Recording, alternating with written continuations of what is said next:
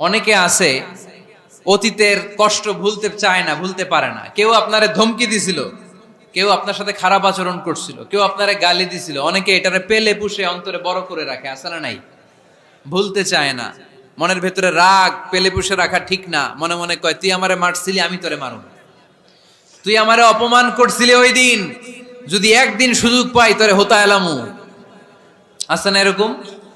সেই 20 বছর আগে আপনার এসে অপমান করছে, ওইটারে পেলে পুষে আপনি অন্তরে নিয়ে বয়ে বেড়াচ্ছেন। আর এই হিংসা ক্ষোভ যদি রাগ ভিতরে রাখেন, এটা আপনারা জ্বালায় দেয় ভিতরে, জানেন? আর যদি আপনি ক্ষমা করে দেন, একেবারে ঠান্ডা। জানেন এই ফর্মুলা আপনারা? এজন্য রাগ, ক্ষোভ, হিংসা কখনো অন্তরে পুষে রাখতে নাই। মা যাদাল্লাহু আবদান বিআফওয়িন ইল্লা ইজ্জান। কোন বান্দা যদি তার অন্য কোন ভাইকে ক্ষমা করে দেয়, আল্লাহ তাআলা ওই ক্ষমাকারীর সম্মান আর মর্যাদাকে বাড়িয়ে দেয়। আল্লাহ তাআলা নিজে